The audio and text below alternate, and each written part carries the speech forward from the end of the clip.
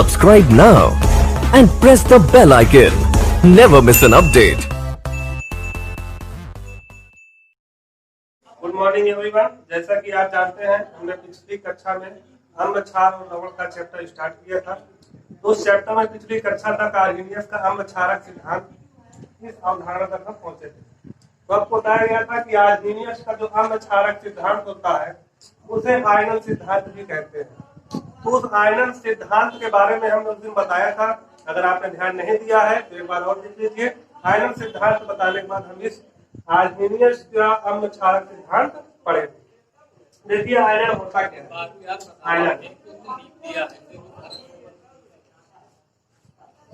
आयनन या वियोजन, आयनन या वियोजन। तो आयनन या वियोजन होता क्या है कि जैसे जब कोई विद्युत अपघट्य होता है, जब किसी विद्युत अपघट्य को जल या किसी अन्य विलायक में मिलाते हैं या घोलते हैं तो अपने आयनों में टूट जाता है। उसके अपने आयनों में टूटने पर को ही आयनन या वियोजन कहते हैं। जैसे कि हम बात करते हैं NaCl की, सोडियम क्लोराइड, साधारण नमक या रॉक साल्ट दैनिक जीवन के उपयोग में हम इसे जो इस्तेमाल करते हैं। तो जैसे ही NaCl को AQ का मतलब होता है जलीय विलयन।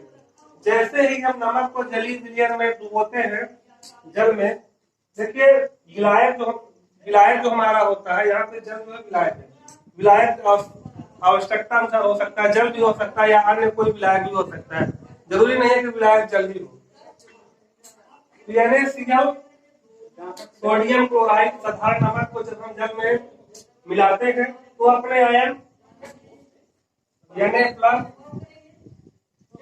AQ plus Cl minus AQ में टूट जाता है। तो जैसे ही हम नमक को जल में मिलाए तो अपने आयन Na प्लस और Cl माइनस में टूट गया। तो ये विद्युत अपघट्य जब जलीय विलयन में जाता है, जलीय विलयन जो है यहाँ पे विलायक का कार्य कर रहा है। तो जैसे ये जल में मिलाया गया, ये अपने Na प्लस और Cl माइनस में टूट गया। तो इस प्रकार अपने आयनों में टूटने की प्रक्रिया को ही आयनन या वियोजन कहते हैं। दूसरा एग्जांपल देख सकते हैं, एसिटिक अम्ल या सिरका।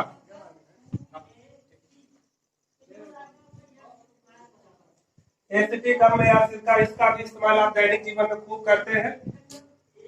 तो इसमें क्या होता है, जैसे इसको AQ मतलब जलीय विलयन में इसको डुबोते हैं तो यह अपने ion CH3COO minus plus H plus aqueous का मतलब होता है जलीय। तो जब किसी विद्युत अपघट्य को किसी विलायक या जल हो सकता है या कोई अन्य विलायक हो सकता है, जब किसी विद्युत अपघट्य को किसी विलायक में मिलाते हैं तो अपने आयनों में टूट जाता है, अपने आयनों में अलग हो जाता है। इस प्रक्रिया को ही आयनन या वियोजन कहते हैं। तो देखिए ये आपको आयनन या वियोजन एकदम समझ में आ गया होगा। आयनन वियोजन होता क्या है, कोई पदार्थ अर्थात विद्युत अपघट्य जब अपने आयनों में टूटता है तो इस प्रक्रिया को ही आयनन कहते हैं। बहुत सिंपल सी बात है, ध्यान दीजिएगा। आयनों में टूटना ही क्या होता है, आयन। और आयन सिर्फ दो प्रकार के होते हैं, एक होता है धन आयन, दूसरा क्या होता है, ऋण आयन। यहाँ पे Na प्लस जो पॉजिटिव आयन है और Cl माइनस क्या है, निगेटिव आयन है। इसमें CH3COO माइनस में ये निगेटिव और ये पॉजिटिव। आप पढ़ते हैं आयनन या वियोजन। पढ़ने के बाद हम पढ़ेंगे आर्हेनियस का अम्ल क्षारक सिद्धांत।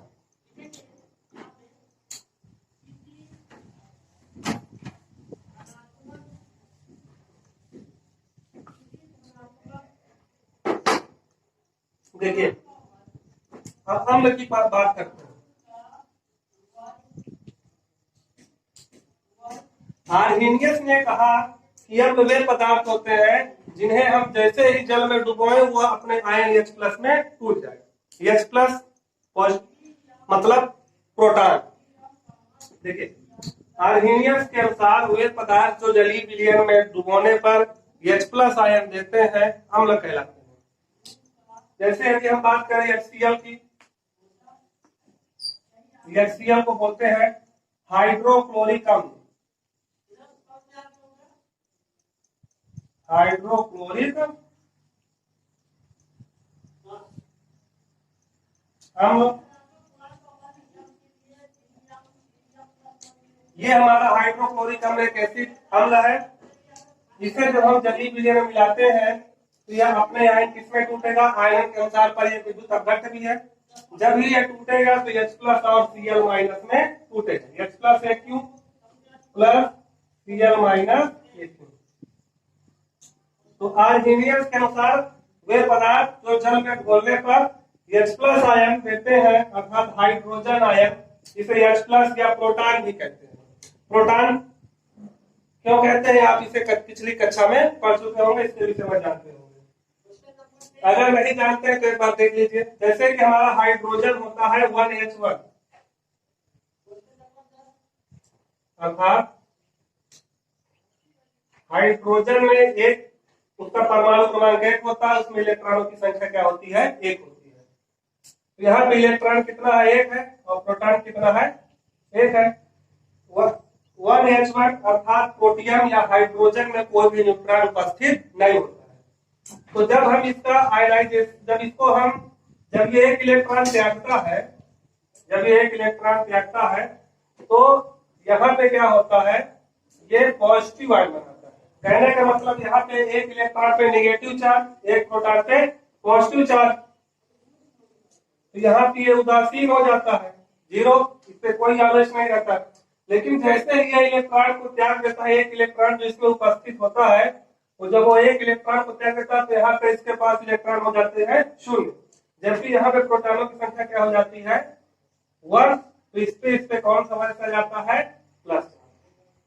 तो चूंकि H प्लस में सिर्फ प्रोटॉन ही होता है, ना इलेक्ट्रॉन होता है ना न्यूट्रॉन होता है, इसमें सिर्फ प्रोटॉन होने की वजह से ही H प्लस को सिर्फ क्या कहते हैं, प्रोटॉन कहते हैं।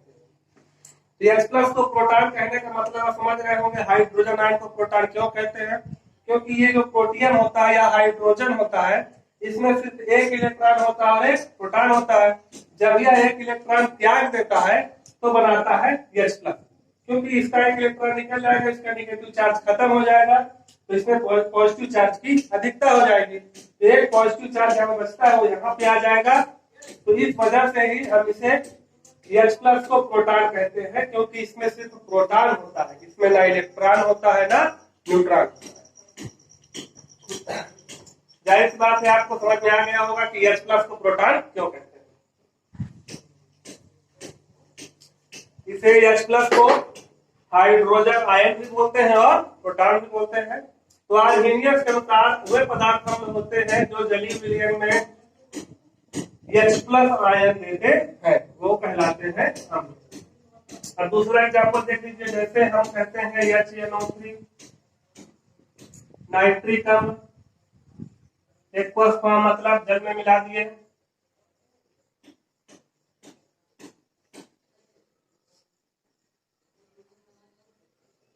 नाइट्रिक अम्ल, तो जब हम नाइट्रिक अम्ल को जल में मिलाते हैं तो अपने ion H plus plus NO3 minus में टूट जाता है।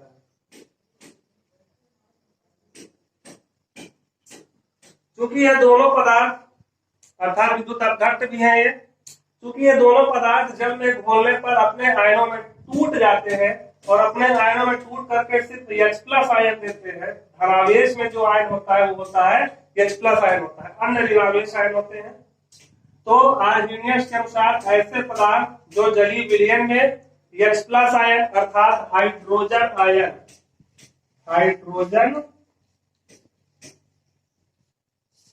आयन, और इस हाइड्रोजन आयन को प्रोटॉन भी कहते हैं, H प्लस को प्रोटॉन भी कहते हैं। अर्थात ऐसे पदार्थ जो जल में जिन्हें घोला गया और जल में घुलते ही क्या देते, H प्लस आयन देते, वो कहलाते हैं अम्ल। ये हाइड्रोजन आयन हो गया, ये क्लोराइड आयन हो गया, ये फिर से जानते हैं हाइड्रोजन आयन है, और इसे बोलते हैं नाइट्रेट आयन।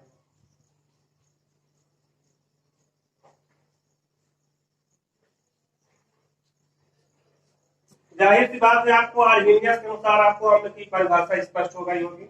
आर्हेनियस ने सिर्फ इतना कहा कि ऐसे पदार्थ जो जलीय विलयन में H प्लस आयन दे दे वो क्या कहलाएंगे, अम्ल। ये दोनों पदार्थ जल में घुलने पर H प्लस आयन दे रहे हैं, जिसकी वजह से ये क्या है, अम्ल। इसके अन्य उदाहरण भी किताबों में दिए होंगे, काफी उदाहरण है, लेकिन नीचे लिखना काफी मुश्किल है, शायद स्पष्ट दिखाई भी ना दे। तो इसके और भी उदाहरण आप पढ़ लीजिएगा, जैसे आपका एसिटिक अम्ल हो गया, सल्फ्यूरिक अम्ल हो गया, और अन्य कई अम्ल है जिससे आप जो है पढ़ेंगे इसमें। अब हम अम्ल की परिभाषा लिख रहे हैं आर्हेनियस के अनुसार। आर्हेनियस के अनुसार अम्ल की परिभाषा है वे पदार्थ जो जलीय विलयन में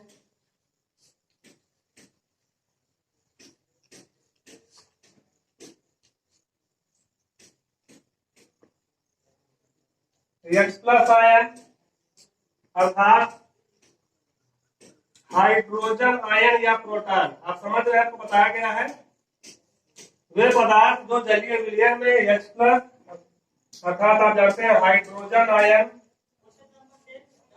देते हैं,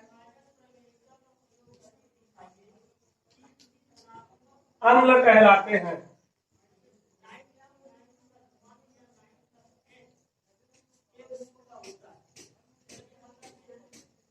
स्पष्ट हो गया होगा आपको कि ऐसे पदार्थ जो जलीय विलयन में कौन सा आयन देते हैं, H+ आयन अर्थात हाइड्रोजन आयन या प्रोटॉन देते हैं, अम्ल कहलाते हैं। इसके दो उदाहरण हो गए, एक HCl हाइड्रोक्लोरिक अम्ल।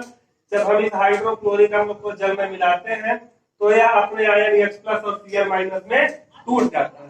क्योंकि H+ देने के कारण ये क्या हो जाता है, अम्ल हो जाता है। दूसरा उदाहरण हमने देखा नाइट्रिक अम्ल, जब इसे हम जलीय विलयन में मिलाते हैं तो H+ और NO3- में टूट जाता है। क्योंकि यह भी जलीय विलयन में H+ आयन देता है, इसकी वजह से ये भी क्या है, ये पदार्थ भी क्या है, अम्ल है। तो ये दोनों क्या हो गए, अम्ल हो गए।